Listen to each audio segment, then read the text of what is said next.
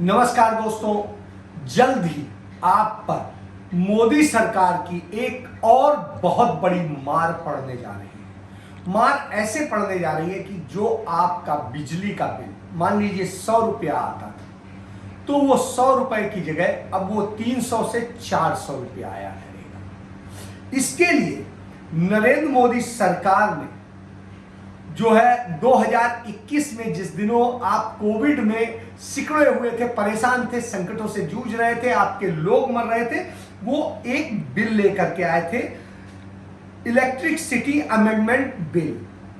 जो ये बिल है ये 2021, इसको अब वो लागू करने जा रही है। जो ये बिल उसने लाई थी और इसको अब एक्ट में तब्दील कर दिया गया है। इसमें क्या है, इसमें जो सबसे बड़ी बात है कि सरकार पावर सेक्टर को पूरी तरीके से बनियों के हाथ में दे देगी, पूंजीपतियों के हाथ में दे देगी, कारपोरेट सेक्टर के हाथ में देगी। मतलब अदानी अंबानी जैसे लोगों के हाथ में अब ये पूरी तरह से बिजली आ जाएगी। टाटा पावर कारपोरेशन जो टाटा की कंपनी है, रिलायंस एनर्जी है और अदानी की एनर्जी है, तो ये जो कंपनियां हैं जो बिजली का बड़ा कारोबार इस देश में करती हैं, जिनके कारण देश में बिजली इतनी महंगी हुई और इनमें ये अधिकतर बिजली जो पैदा करते हैं वो भारत सरकार के सार्वजनिक संपत्तियों से पैदा करते हैं। तो आप समझिए ये वो लोग हैं और ये उस कोयले से पैदा करते हैं जिसके लिए तमाम खेल हुए हैं। तो ये एक बड़ी चीज है, तो इसको ये लागू करने जा रहे हैं।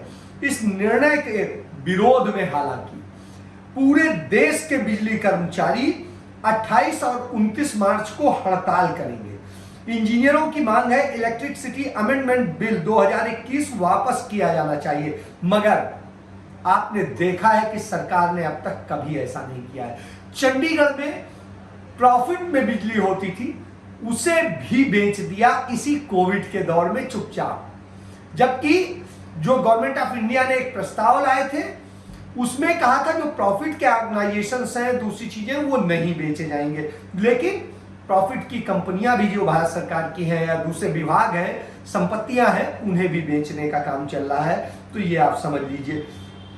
अब निजीकरण की गतिविधियों पर यदि आप पूरी बात करें तो दरअसल पावर सेक्टर को 3 क्षेत्रों में बांटा गया है। जनरेशन मतलब उत्पादन, ट्रांसमिशन मतलब प्रसारण और डिस्ट्रीब्यूशन मतलब वितरण। तो जनरेशन का मतलब ये सारी चीजें मैंने आपको बता दी कि ये तीनों पैदा करना, उसका प्रसारण करना और फिर उसे जो है वितरण करना। तो इन 3 सेक्टरों में जिस तरह से किया गया उसमें इस ढंग से किया गया है कि कैसे इन निजी कंपनियों को फायदा दिया जा सके, पूंजीपतियों को फायदा दिया जा सके, कारपोरेट को फायदा दिया जा सके, इसके लिए इसमें पूरी व्यवस्था की गई है। राहुल गांधी ऐसे ही नहीं कहते हम दो हमारे दो के आधार पर यह सरकार चल रही है। हम दो कौन है? नरेंद्र मोदी जो प्रधानमंत्री है, उनके गुजराती गृह मंत्री अमित शाह, और हम दो के बाद हमारे दो कौन है? अदानी और अंबानी, दोनों गुजराती। तो आप समझ सकते हैं कि इस तरह का खेल चल रहा है कि कैसे कैसे क्या किया जाए। अब आप देखिए, अभी तक जनरेशन पूरी तरह से निजी कंपनियों के हाथ में दिया जा चुका है। अब ट्रांसमिशन और डिस्ट्रीब्यूशन भी निजी क्षेत्रों के हवाले किया जा रहा है। कई राज्यों में इसकी शुरुआत हो गई, चंडीगढ़, दमन दीव, नागर हवेली, इसके अलावा पौंडीचेरी और ये जितने केंद्र शासित क्षेत्र हैं उन सभी में और राज्यों में ये लागू कर दिया गया है और उन पर काम चल रहा है। उसके बाद में अब इन निजी घरानों को अदानी अंबानी के दबाव में आकर के पूरी तरीके से ये मॉडल फ्रेंचाइजी उस पर करके इन्हें दिया जाएगा और ये सारे काम इनके पास आ जाएंगे। तो पहली बात, जो आज तक सोचते थे हम सरकारी नौकरी कर रहे हैं, कल के दिन हमारा एक भविष्य सुरक्षित है, वो सब इन पूंजीपतियों के नौकर हो जाएंगे, जिन पूंजीपतियों को कभी या उनके बड़े बड़े अफसरों को वो वेट कराया करते थे, कल के दिन उनके आगे वो सरसर करते घूमेंगे। तो आप समझ लीजिए इस बिल के जरिए एक बड़ा परिवर्तन किया जा रहा है। किसानों को दी जाने वाली सब्सिडी का भुगतान उनके खाते में किया जाएगा। इसका मतलब है किसानों को बिजली बिल देना होगा, और देना होगा, उसमें कितनी सब्सिडी कैसे कैसे दी जाएगी, इस पर सरकार का नियंत्रण हो जाएगा।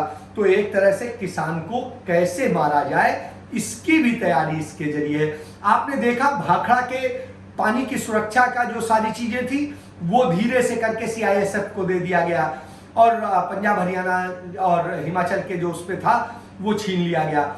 उसके बाद में अब ये किया जा रहा है। तो धीरे धीरे धीरे धीरे पानी पे भी कब्जा, बिजली पे भी कब्जा, फसल पे भी कब्जा, और दूसरी चीजें आप देखिए किस ढंग से हो रहा है।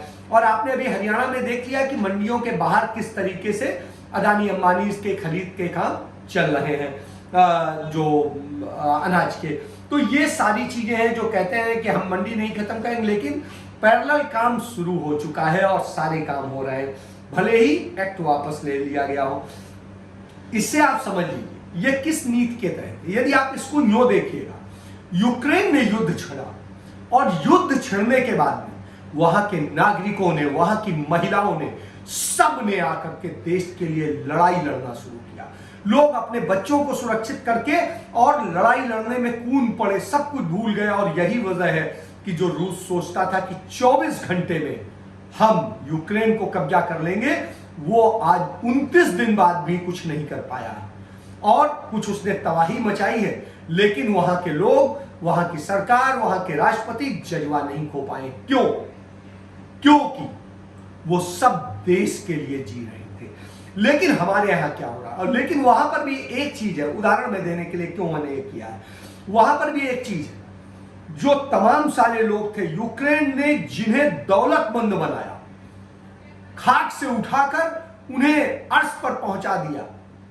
तो फर्श से अर्श पर जिन्हें पहुंचाया, जिनके पास में वहां की सबसे बड़ी दौलत है, वो सारे सिर्फ 24 घंटे के अंदर 20 चार्टर्ड प्लेन से सारा पैसा, रुपया सब डॉलर में कन्वर्ट करके और निकल लिए। ऐसे ही एक सांसद थे, उनकी इगोर कोवेस्की, उनकी पत्नी को अस्तानिया में भारी भरकम कैश के साथ हंगरी बॉर्डर पर पकड़ लिया गया। पकड़ा गया तो उनके पास से 6 सूटकेस में 28 लाख डॉलर और यूरो कैश मिले। आप समझिए, इतना सब रुपया लेकर के और सब निकल के। तो ये वो लोग हैं। इसी तरीके से और भी बहुत सारे लोग हैं जो इसी तरीके से वहां से लेकर के निकल रहे हैं। मैं उदाहरण इसलिए दे रहा हूं कि आपने भी देखा होगा, चाहे रिलायंस ग्रुप के अंबानीज हो, चाहे अदानीज हो, चाहे और ये तमाम बड़े पूंजीपतियों ने अमेरिका में, इंग्लैंड में, यूरोप के तमाम और देशों में बड़ी बड़ी संपत्तियां ले ली, और ऑस्ट्रेलिया में, और इन्होंने वहां संपत्तियां लेके वहां घर भी बना लिए। इसलिए क्योंकि जब हिंदुस्तान बर्बादी के कगार पर होगा और कल के दिन वहां स्थितियां खराब होंगी, तो वो तो वहां पर आसानी से अपने आप को शिफ्ट कर लेंगे, और वो पहले से ही अपनी जो धन को है उन इंटरनेशनल बैंक्स में जमा कर रहे हैं जिस पर भारत सरकार का बड़ा नियंत्रण नहीं। तो आप समझिए, और इनमें से तमाम सारे लोगों ने अपनी बैंक के लाइसेंस भी इस भारत सरकार से ले लिए। ये भी आपको समझना पड़ेगा। लक्ष्मी विलास बैंक का आपको याद होगा कि किस तरीके से उसको कब्जाया गया, सिंगापुर की एक कंपनी, और उसमें किस तरीके से बैकडोर से हमारे देश के कुछ बड़े पूंजीपतियों का पैसा लगा और किस तरह से खेल हुआ है। तो इस बात को समझा जा सकता है, जो वो बैंक नहीं ले पा रहे थे पहले उसे बर्बाद करवाया गया और फिर उसके बाद में भारत सरकार से कराया गया और लिया गया। इसी तरह यस बैंक और दूसरी बैंक के आप हाल देख सकते हैं। देश की कितनी सरकारी बैंकें खत्म कर दी गई हैं। तो इन सारी बातों को जब आप ध्यान देंगे तो यह सरकार उन पूंजीपतियों को धनवान बना रही है जो एक समय में भाग खड़े होंगे। और वो किसका विरोध करती है? वो आपको उस नफरत में फंसाती है कि आप हिंदू मुस्लिम में फंसे रहिए, आपको पता ही नहीं चले कि आपके साथ क्या खेल हो गया। आपको पता ही नहीं चला कि इलेक्ट्रिसिटी अमेंडमेंट एक्ट जो है 2021 लागू कर दिया गया और किस ढंग से उसकी व्यवस्था की जा रही है, सब चीजें करा जा रहा है, कैसे बेचने की साजिशें रची जा रही है। जब आप बैठे इस फिल्म पर चर्चा कर रहे थे कि Kashmir files, the Kashmir files, उस समय उसने धीरे से तमाम सारी कंपनियां, 29 कंपनियां भारत सरकार की बेचने का काम शुरू कर दिया।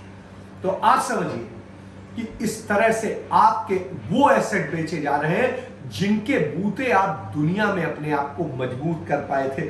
आप ये समझिए, एक बड़ा अच्छा उदाहरण है कि जब आप ये नफरत फैलाते हैं तो तमाम सारे आंकड़े आते हैं।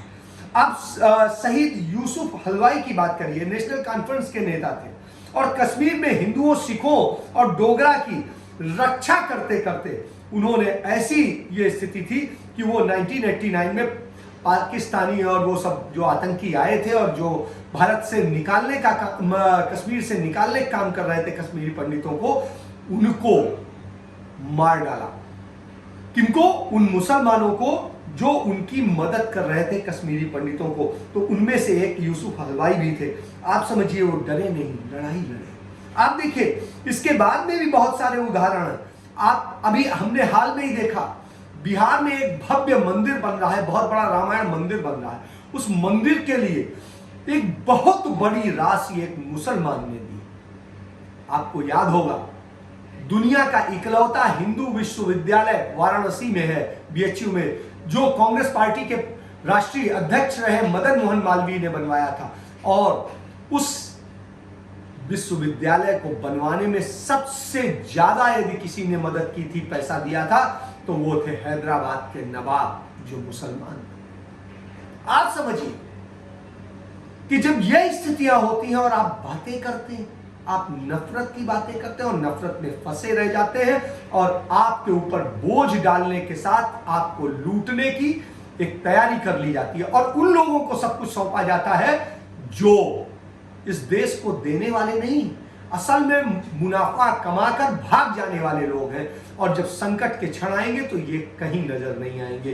तो ये चीजें आपको समझनी पड़ेंगी। और ये आपने देखा कि जब संकट के क्षण आए तो ये नरेंद्र मोदी के निजी फंड, भारतीय जनता पार्टी के निजी फंड, पीएम केयर फंड के नाम से जो एक फर्जी फंड बनाया गया, उस फंड को पैसा दे रहे थे, इस देश के लोगों की मदद नहीं कर रहे थे। और मदद करने कौन निकल रहे थे? आम लोग। जैसे ही आप देश की सीमाओं पे और दूसरी जगह पर यदि मरने वाले सुरक्षा कर्मियों की आप लिस्ट देखेंगे तो आपको कहीं ये मुनाफाखोरों के परिवारों के लोग नजर नहीं आएंगे, कहीं पर भी ये लोग नजर नहीं आएंगे।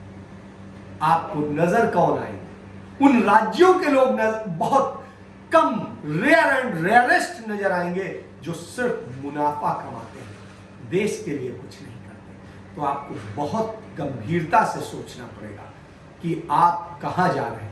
इन सभी मुद्दों पर और आगे की चर्चा हम करेंगे रात 8 बजे। फिर से एक बार द प्रिंसिपल पर आइएगा, रात को 8 बजे देखिएगा। पूरा और बहुत सारी सूचनाओं के साथ आपके साथ मिलेंगे। तब तक के लिए धन्यवाद।